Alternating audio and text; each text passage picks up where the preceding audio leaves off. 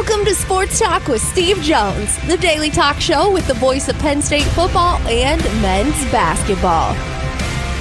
You never know what special guest may stop on by any given day. Now here's the man of the hour, Mr. Steve Jones.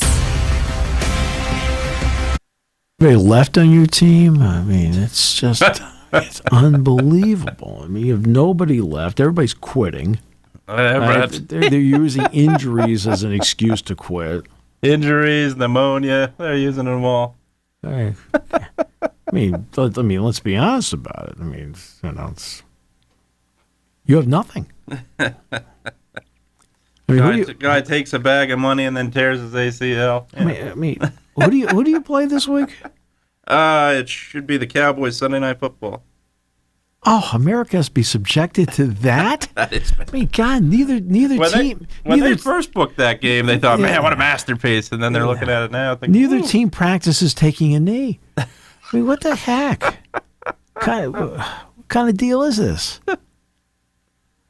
I think it's going to be an interesting deal for both quarterbacks. I think that's going to be the biggest thing for me. I think Prescott's got a lot to prove right now, and I think Purdy's got a lot to prove right now. So I think that's one matchup that I'm looking at the most. Hopefully Micah Parsons can play, too. No, hopefully Micah can play. Yeah, absolutely. I saw a very interesting article yesterday on ESPN.com. I know normally those words don't go together.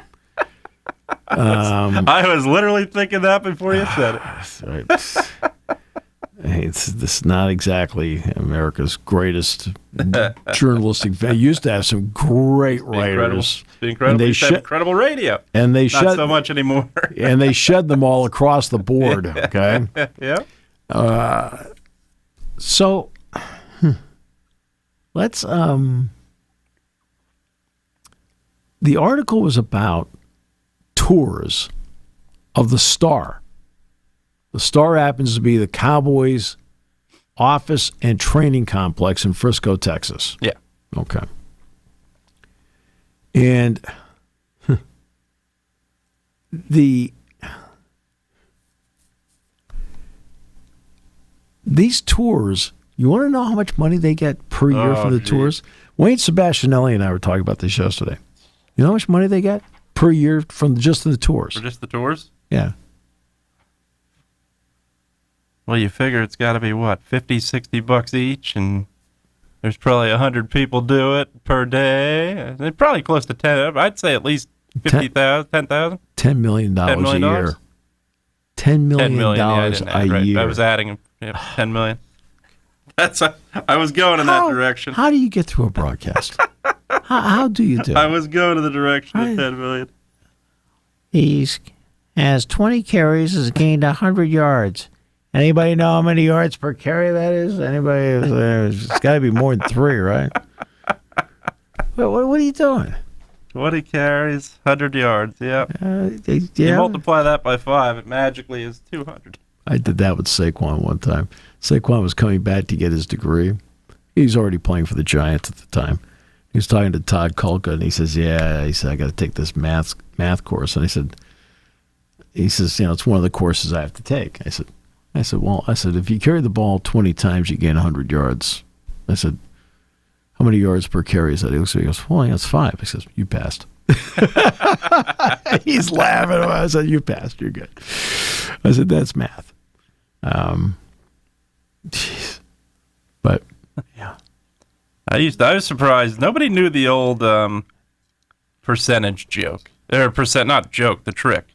20% off 40, multiply it 8. 20, 30%. Yeah, I had to show one of those the other day to somebody, and they stared at me like they just saw a ghost. Couldn't believe it. I thought, my goodness, they didn't teach you that? Oh, boy.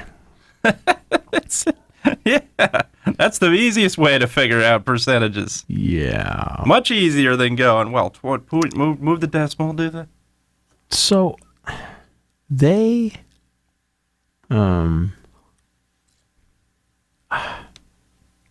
do these tours, and they're all over the place in the building.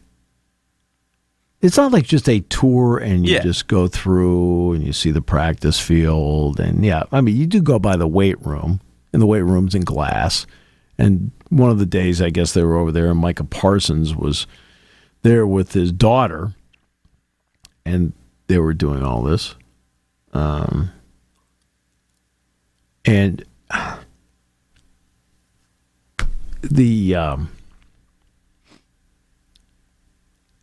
but the players are passing in the hallway. They're told you can't take pictures. Don't stop. Oh, there's CD Lamb. CD. Right? Like, what are we doing here? The tours are 6 days a week. Yeah. Okay, Monday through Saturday. Are you kidding me? Hey, I don't mind them doing tours. Yeah. I could care less about that, but there's got to be a separation between the players who are there to do a job. Yeah, absolutely. And the fans. And the fans. Yeah, no doubt. I mean, they're just there. Yeah. They're there to see the trophies and things like that. What the heck? And they know, just judge them by you can't take pictures. They know they don't have the proper protocol to separate the two. That tells me that right there. Because if they did, you're going on a tour. They don't give a you-know-what, whether you take pictures of trophies or take a picture of the star or take a picture of the goalpost, whatever. Yeah, but now that you're saying you're seeing all these players, yeah, they're telling you not to stop to bother them while they're in their routine or taking pictures. That's why they're saying that. So that clearly tells me they have no idea how to separate the two, which is not good. Yeah. Because I'd take a tour of, I'd take a tour of Midler Field. I don't know this for sure, but I'm pretty sure the Spikes are okay with me taking a picture of the field, taking a picture of the scoreboard. Oh, sure. Yeah, so there's no question. I mean, a long time ago in Santa Clara, my hotel was next to the 49ers complex. I walked over, and they're like, yeah, sure, go ahead, you're fine. Right? Exactly. They encourage it. Well, because I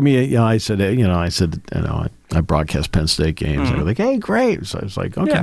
Yeah. I mean, they were cool about it. Yeah, absolutely. They encourage it. But I didn't go into the building. Right? Even when you go into the building, organizations are going to because separate. of you, they wouldn't let me in. They wouldn't let you in. Because of you. But most organizations are going to know, Pittsburgh Steelers being one, they're going to know, hey, here's our 5 trophies. Hey, here's this. Do not go over there where the players are practicing or weightlifting or doing some kind of routine. They know to separate the two. The Cowboys apparently do not. I read the article. You're like, I'm thinking to myself, okay, first of all, it was a well-done article. And I'm reading the article. As I'm going through it, I'm thinking, well, what's the big deal? People do tours all the time. Cripe. Yeah. I mean, people tour Fenway Park all the time. Sure. But you don't go into the clubhouse. No. And if you do, there's no players there. Right. They let you sit in the dugout and you see all the dents on the wall and things like that. Okay, stuff like that happens. But, it's... Now, the Packers will do... Okay, Lambeau. Okay, the Packers, I went to the Hall of Fame. Yeah. Yep. Okay, but I went to a game. Yeah. So that's the one time I was in Lambeau Field was I went to the game. But I did go to the Hall of Fame. You saw Lombardi's office, the projector, the whole thing. Your picture with the "Do Not Enter" sign. Well, when Brett Favre breaks my heart that many times, I had to do it. But it's just what are we But doing the Packers here? will, for their tour, usually design it where they'll have a player come out and say hi. But that's designed. Like, they're not in a routine or involved and busy with something else. It's designed for that player to come out and greet the fans. And they encourage pictures, etc. But you don't literally mix it to where, oh, hey, Micah Parsons is literally preparing for the Eagles. Right. Let's go bother him. Right. That's terrible. I'm not surprised. I can't say I'm surprised, but that's not good. Again, Jerry Jones is a money machine. No question. Yeah. He spared no expense when he built Jerry World. No. Right, so that's to his credit. Same thing with Robert Kraft. Kraft didn't spare any expense when he built Gillette. And you're talking about owners that built their own stadiums. Right? They didn't go to public funds. The only thing Robert Kraft asked for was better infrastructure of Route 1. Yep. Okay? Well, he wanted the state to do that. I think, $72 million. He did everything else. Okay? Jerry World, he did everything else. No Texas. To my knowledge, there's no Texas taxpayer money in there or Arlington. Right. I mean, to my knowledge. That's his baby. And they make a lot of money from that. Now, the Star, man, that's a lot of money as well. Mm-hmm. But he's raking in $10 million a year in tours. So I understand why they want to do the tours. Which is fine, yeah. What gets me is that for $90, there's some extras for $90. You want to know what the extras happens to be? Dallas Cowboys rally towel or what? No. There's some whatever. There's like some insignificant swag in there. Yeah. But you get to have an AI conversation with Jerry Jones. Oh, gee. Like, what? I don't understand what? that stuff. An AI conversation with Jerry Jones? What do I do that for? Exactly. Yeah, you're gonna have some people go, "I'll do that." Like, oh, really? That's the part. That's the unfortunate part. You got people lining up, probably saying they're gonna do it. Tours are great because look, you could easily address the elephant in the room. Sporting events are expensive. People cannot afford them anymore. A lot of people in this world cannot afford them anymore, and that is the way to see the stadium. That is the way to see a lot of the things you see on television, and. So it's a great idea, but to literally not separate the two and to literally have an AI conversation with Jerry Jones, my goodness. What bothers me is you would do it because you think you would get some inside info. From the same guy that called the Eagles quarterback who won the Super Bowl, Folk. Oh, just. Okay. So, okay. When you start the tour, they announce, before we get started, we have a few ground rules. Now, after they're done holding up your picture, if a player or coach walks by, don't yell, don't talk to them, don't take pictures of any people. If they come up to you, then that's fine. Yeah, that's okay. The right thing to do. I agree. But again, you still should separate the two. But maybe they know a better structure than me. Right. So, remember, this is players and coaches are in meetings ahead of their walkthrough. This is the football staff's office, a space the 31 other NFL clubs reserve for team employees during the season. Yeah. The tour guide just reminded this group that this is a work day. So, why are the fans there? What are the fans doing there if it's a work day? Exactly. So, for $40. I'm not done. Let's take it through because, you usually just use illegal swipe cards to try and get in. Okay. They finally caught them. For $40 a pop, fans can experience what the employee manning the tour information booth that day described as a day in the life of a Cowboys player. The $70 ultimate experience includes an authentic letter of fandom from Cowboys owner Jerry Jones, a souvenir tote, the all-valuable lapel pin, and a dining and shopping coupon to use at the Star. Oh, jeez. Yeah. If you jump it up to $90, you get all that plus the Q&A session with AI Jones. With an AI Jerry hologram. Oh, man. This is where the Cowboys players eat, train, work, and practice, the employee told the inquiring group. They're here 99% of the time. The funny thing is, they ought to go to a Frisco restaurant. Since everybody's over at the Star, they could probably get a conference room over there. Yeah. Not be bothered. Stadium tours are common across the NFL, but the upbeat tour guides at the Star are quick to point out that Dallas is the only team to offer general public access to this facility. The Packers tours of Lambeau Field intentionally steer clear of player areas in the stadium. Exactly. They do it the right way. Which doubles as Green Bay's facility. The Chargers invited fans to a free open house at their new facility, but they don't have any fans, so nobody showed up. That's Just kidding. I'm joking. It's a joke. Half joke, half truth on that one. But it took place in July before players reported for training camp. It's interesting because when we went to SoFi, everything was still with the Rams. You know, the field was still the Rams. The Rams logo was the helmet logo was in the center of the field. The Los Angeles and Rams were in the end zones. And, of course, Penn State used the Rams locker room. There was no sign of the Chargers anywhere there. Zero. On Thursday before the Detroit Lions game, Dak Prescott walks about 3 feet away from the 10 a.m. tour group gathered in a hallway near the Cowboys locker room. Okay?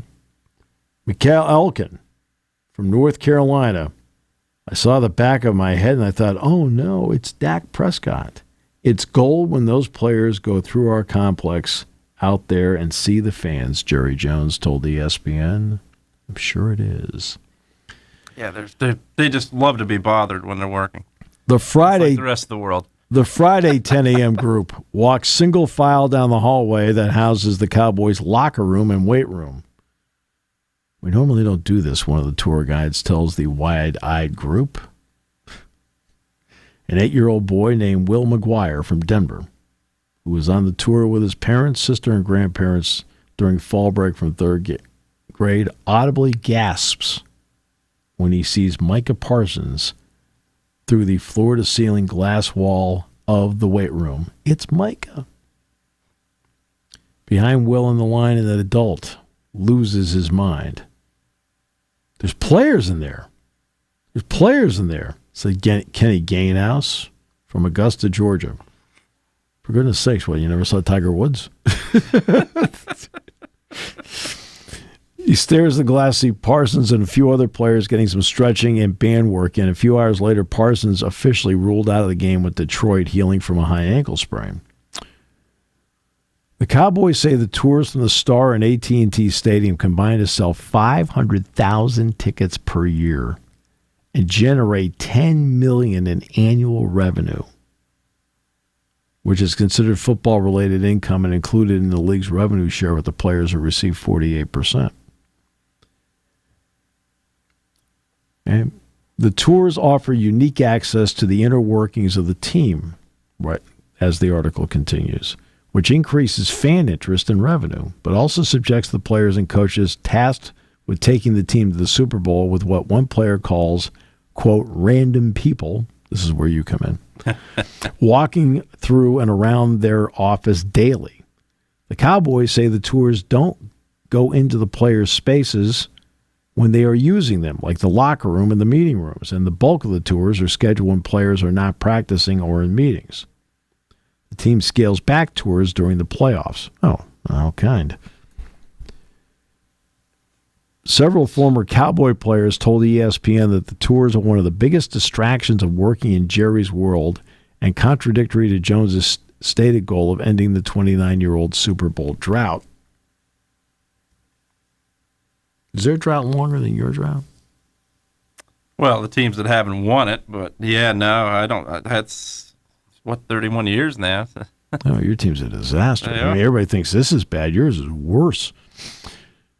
Dalton Schultz, I think he plays for the Texans now, right? I believe so. Created an entire news cycle last March when he told Pat McAfee the Cowboys facility was, quote, like a zoo, because fans tapped on the glass walls of the weight room to get the players' attention while they were working inside. Schultz was the first to say it out loud, but players around the league have long known about Dallas's tours. KJ Henry, Cowboys defensive end, arrived in Dallas the first week of October this season, and he'd been prepped by his Bengals teammate Justin Rogers, a former Cowboy. He talked about the tours all the time, just saying, that's the difference. Like, people are always touring, always walking through the facility, so just be ready to see, quote, random people. It's really great they put your picture up. You look good. Your hair was cut. Looks nice. Oh, nice. Yeah, not really. Okay, on this particular Friday, there are 7 20-person tours available for individual ticket purchase, as well as additional group tours, like those for corporate outings that aren't listed on the Cowboys website. Tour groups cross paths in the building and on Saturdays before home games. They're scheduled every 20 minutes from 12:40 to 4:20. Okay. They're expanded, by the way. They go to 30 on the weekends. The tour guide in this Friday explained each record displayed on the franchise's living wall.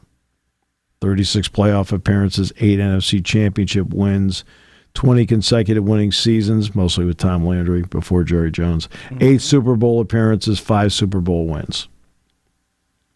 The last number has some dust on it, the guide says. We need to change that.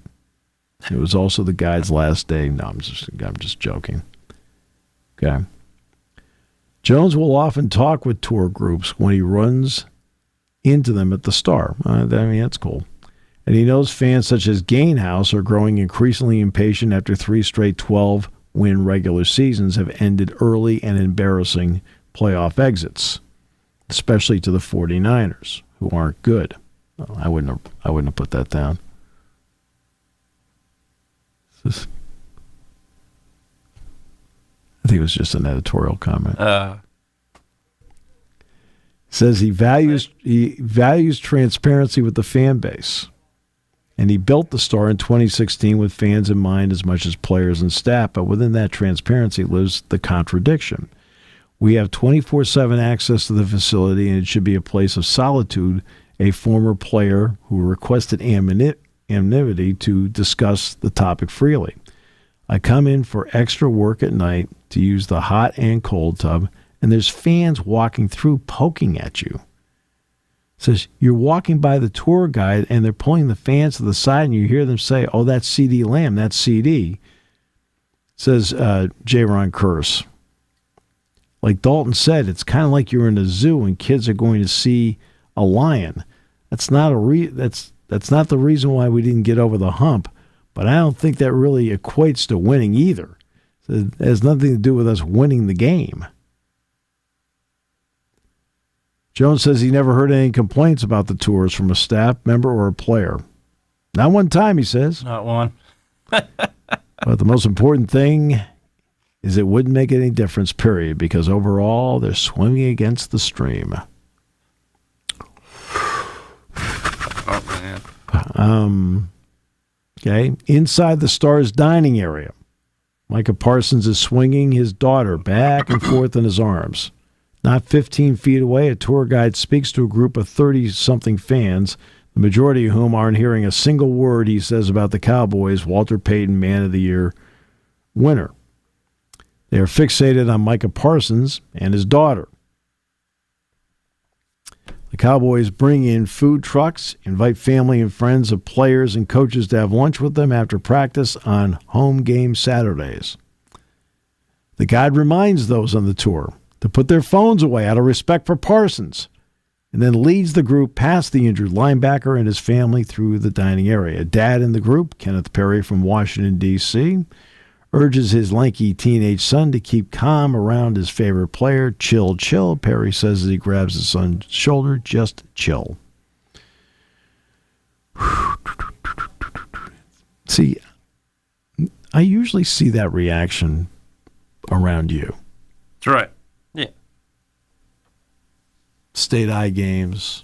Sure. Yeah. Adam Sheets, big burly, has to act as a bodyguard.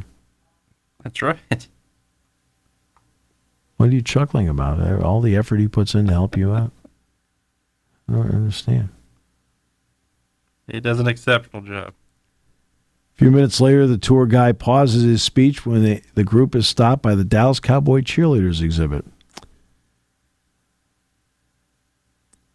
All right? And then, out of nowhere, Micah Parsons shows up. And one woman says, "Oh, my God, he's limping. He has a high ankle sprain." Why? You shocked? Right? Another one says, "Boy, it looks like it's going to be a few more weeks till he can play again." Parsons does not acknowledge the fans, nor does he look bothered by the attention. Says the tours can be exhausting, but the players always have to be on. See, this is you. You're always on. I've noticed that. That's right. Whether we're at the tavern, State Eye game, Completely. Penn State football, I mean, it's a swarm. That's right. Right? Yeah. One former player said we have to have our own space where we can talk, but it's either media or fans all day. You never get a break. So it'd be one thing if they did the tours like one day a week, but it's every day. Especially during the season. I think a lot of teams will probably, and I don't know this, but I think a lot of teams will probably scale back when they're in season. Mm-hmm. And it's just, that's another reason why I'm baffled by it. Well, Jones says he thinks the fan presence inside the facility inspires his players and staff while also growing the interest in the team by fostering a closeness with fans. Jones sees the tours as part of his legacy as the owner and part of being the first team to have live cameras in the draft room starting in 1992 and pushing for increased broadcast access and more lucrative broadcast deals. Okay, look, I think what you have to do, if you're going to do this, it's just me. Look, it's his facility. Sure. He can do anything he wants. Okay? But there are certain work days, like let's pick like 2 work days leading up to a game. That would be the heavy lifting days, right? Make those the days that nobody's allowed to go in. Yeah. The other days you can open it up. Now, I'm costing you money by making that suggestion. Yeah, but or make it Tuesday. Players are it's their day off. Yeah. Or Monday they're usually reviewing and then going home. So one of those 2 days. By Wednesday they're locked in. Right. That's. I mean, Dorrance Armstrong now is with the Washington Commanders. He says, I smile now when I walk in the building here. He says, I know I just have to work. Tony Pollard, this is more about football, just X's and O's. Says, now he's with Tennessee. I'm in a better place mentally, physically, emotionally, spiritually, and just all around. Kelvin Joseph with the Chiefs. The point is the football and winning championships, Joseph said. He was with the Cowboys for 2 seasons before moving to the Chiefs. He said, there in Dallas, it was a lot of football and also other stuff.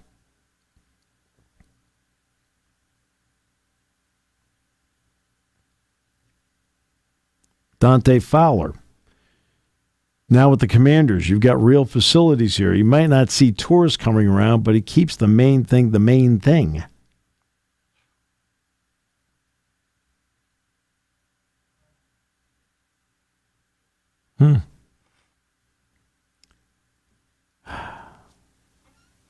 What bothers me is you had a 49ers hot tub installed in your house and a cold tub that says San Francisco on it.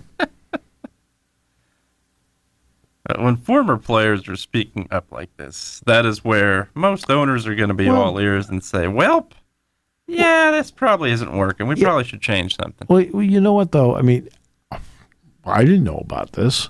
I didn't either. I mean, the writer did a great job with this, and I think it should be my obligation here to mention but I also the writer's feel name. like, and again, this is pure conjecture. This is literally me guessing. But if they're saying this, I'm willing to bet there's a current player on that Cowboys team that is expressing their displeasure with this and saying it to someone who matters.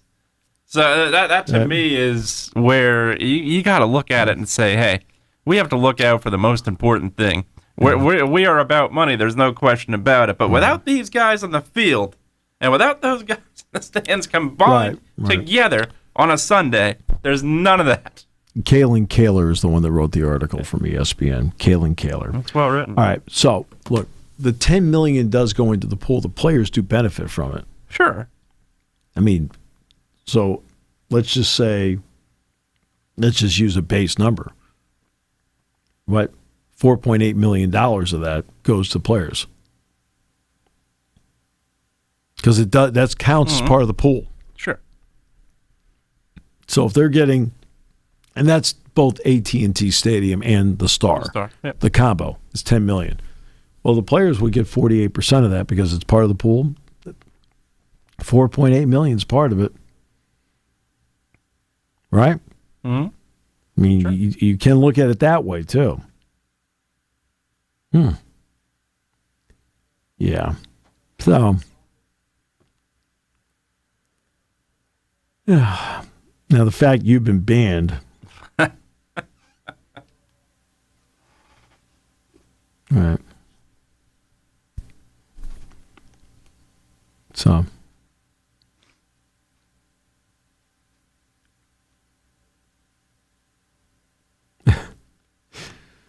So, yeah. Interesting. We never really talked about LeBron and Bronny played together. 3 minutes. It's a great moment, though. I mean, for Sure, that the father and son get to play together. I mean, it's great. Yeah, I agree. There's no doubt about it. So I just want I should recognize that. You can debate later whether the kid actually should be in the league or not. Right. I mean, that we can debate later. Say that debate would be another subject. Right. Yeah. But yeah, no, I agree. But it's nice that they're, that they're out there together and have made some history in the NBA doing that.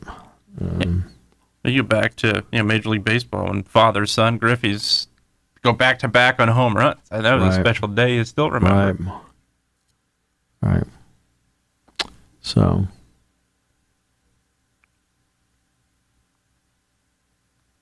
I did see he was not. He still had to endure the rookie jokes. He was not exempt from that. I saw LeBron and company put a ton of Fruity Pebbles in his car. Yeah. And he opened it too. All over the place. So that's he's not exempt from the rookie hazing, so to speak. Yeah. Despite the last name. So, yeah. These are Wisconsin Saturday. Good team. Yeah. And they are a good team. And they've won 3 in a row. The 3 in a row, they have not trailed once.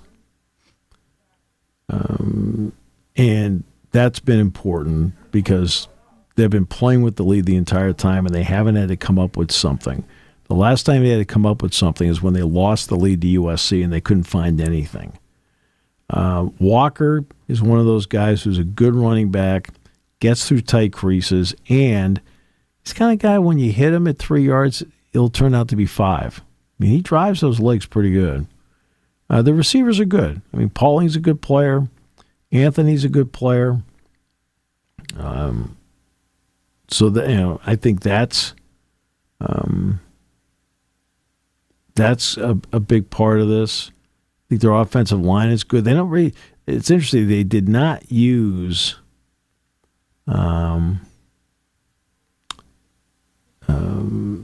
don't use their tight ends often in the passing game, but they did run a play at the goal line to get a touchdown with Ashcraft, one of the tight ends. But they don't use their tight ends that often. Defensively, they've been good. I think Chaney and Thomas, the 2 linebackers, are very good. I think Witt, when they bring him in the game, he doesn't start usually 59, but he can get some pressure off the edge. Wohler, 24, the safety, is a terrific player. No getting around it. So they've got some players. They've also faced 3 interesting teams in this winning streak. The 3 teams that they played in this winning streak, I mean, with all due respect, I know Penn State has to play Purdue, but so far everybody that's played Purdue has, for the most part, been able to get better after playing them. And then they followed that up with Rutgers, and the fact that they got out early on them, I mean, it was 14-0, I think, at halftime. I looked at over. I said to Jack, the game's over. Because we were out in Los Angeles. I said, that game's over with. I said, because Rutgers is not, Purdue is not built to come from behind. Right. Rutgers absolutely is not built to come from behind. And then, to be honest with you, last week, when they played Northwestern, they outplayed them, but Northwestern lost the game. And it's not like they didn't drive the ball. They missed a kick. They got a kick blocked. They fumbled at the 3-yard line when they should have been taking a knee and a half. I mean, you want a list of everything they did wrong? There's a lot of things they did wrong. And Wisconsin made mistakes in the game. It wasn't as if Wisconsin did not, had this mistake-free game, and because of that, it was Northwestern that made all the mistakes. And then, nope. No. Right? Wisconsin made mistakes too. The difference is they have better players and get away with it. Yeah. Locke is not the thrower that Moss is. But the difference is Locke can run. Ability. Yeah, absolutely. Right? Locke can run. Moss really refuses to run. Locke will run, and they'll actually put some designated stuff in there. And he scored a touchdown on one of them last week. And I mentioned Walker already. And Locke's getting more used to what's going on. I mean, Matt LePay's going to join us on the show tomorrow. I always like to put the other play-by-play guy on to dispute all this stuff you spew all week.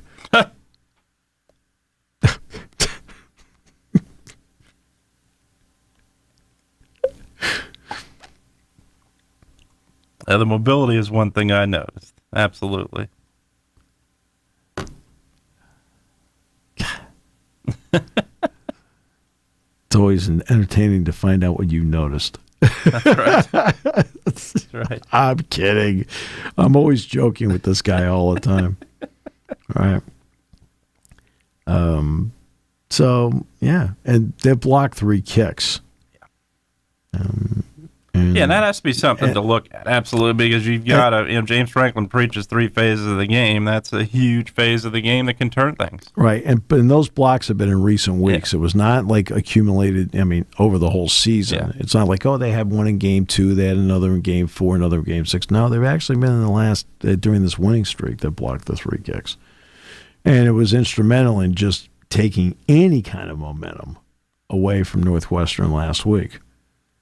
And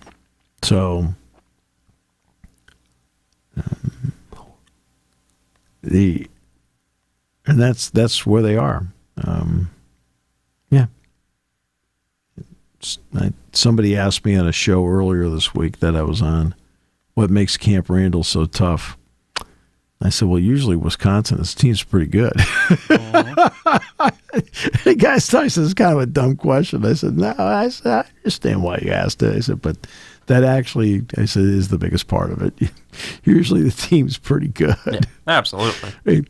I always love, we have the most intimidating crowd, right? Remember when the Phillies played in was it 2 years ago? They're playing in the World Series. Mm-hmm. 3 years ago. Yep. Yeah, 3 years ago. Most intimidating crowd. Mm-hmm. And then the Astros came into Philadelphia, won 2 out of 3, including no hit the Phillies in game 4. No hit them. Mm-hmm. Right. I thought you were the most intimidating crowd. Right? Like they were supposed to be playing in fear. If you're good, you can play anywhere. It doesn't matter. No question. Okay? Guess what? They're not jumping out of the stands and are going to attack you. No. So all you have to do is worry about the rectangle. Mm-hmm. Absolutely. Or in baseball, the ever-opening angle. Right? Yeah, but that's it's like where crowds to me lift. Now in football, the difference is you're calling signals and your ability to hear. To hear it, absolutely. Okay? Yep. That's huge. All right? That's huge and makes a big difference. But don't think mediocre teams get intimidated. Okay? Mediocre teams get intimidated. Good teams don't.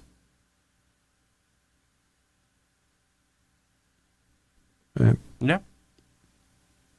I feel like I'm killing everybody's vibe here, but like I talk about the myths all the time. Like one of the great myths is that rah-rah speech in the locker room, you go flying out, and then 50, you got to go to the national anthem, you lose the coin toss, it turns out, your offense isn't out in the field. Okay. It's been 15, 20 minutes since they gave you that pep talk. All right. Halftime adjustments is always another great myth.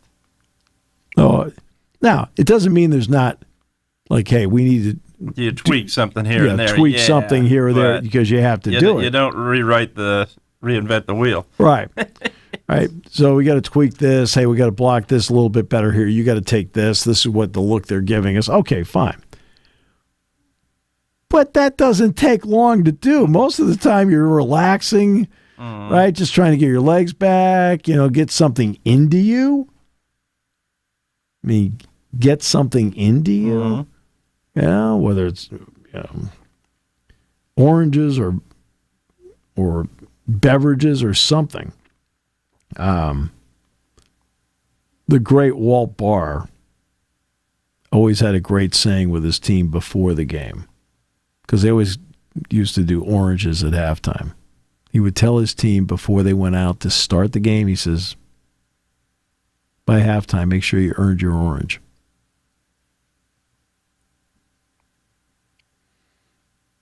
Do you feel like you've earned your orange on the show today? Still working on it. Oh, Still working on it. We're running out of time. Still working on it. You're running out of time. Now I know how Tom Cruise felt about his teammates and All the Right Moves.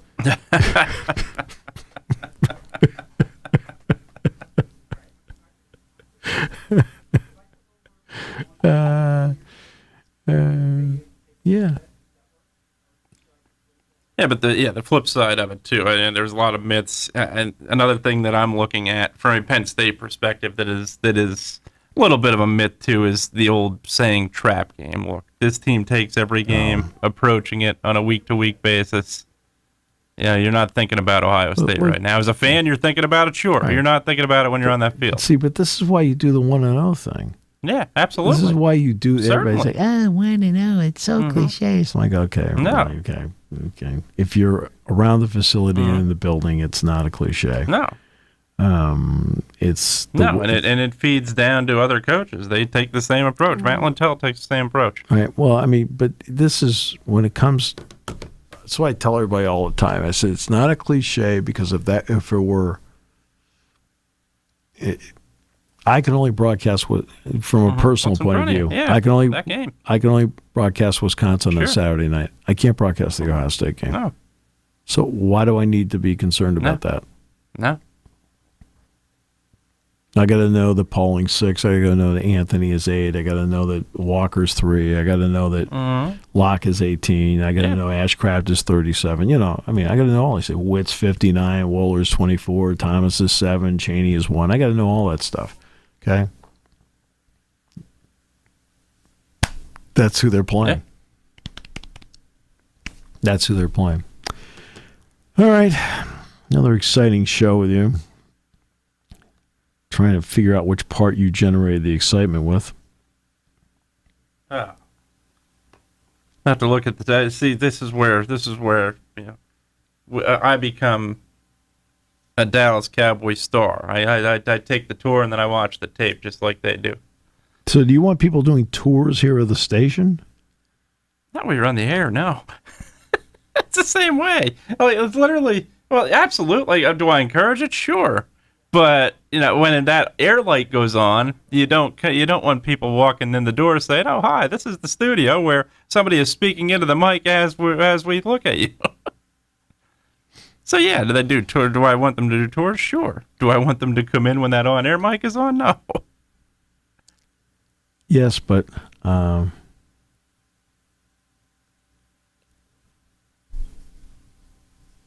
this could be your opportunity to bond with fans. We do that. We try to do that. You separate yourself so to do much. that. You separate yourself so much. We do our best to do Right? that. I mean, no offense, but I mean, Differences in radio, we would not be here without them. We love them all.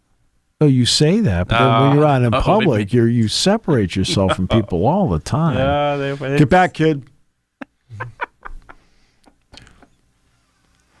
Jack and I were taken aback by you. I'm a broadcast professional.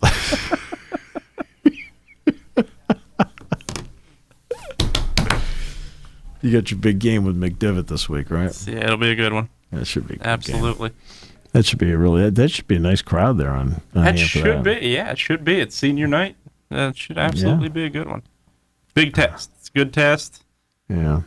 You're going to probably have that week off next week. I'd say 99% chance you do. Okay. So I think that's no doubt about it. Big game to go into the playoffs. Yeah. Well, that does it for today. Get your big game tomorrow. Don't approach him. He'll be in game mode. Now, Put the hood over the sweatshirt, just walk in.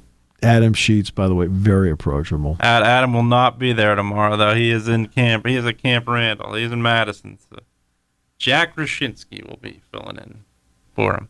Jack, very approachable. Very approachable. Right. The person surrounded by 3 security people.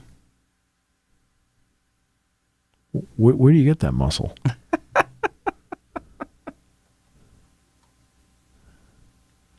I thought you wanted to be like one of the people. Absolutely. Well, you say, but then the separator's incredible. Stay back from Mr. Lord, please. Be no autographs. No pictures. He needs to broadcast a game.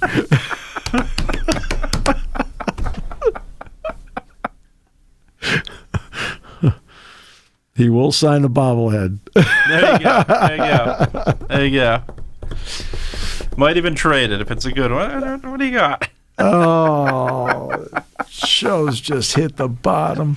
Oh God, I feel like I'm in the '60s TV series Voyage to the Bottom of the Sea. All right, I feel like Richard Basehart. Oh.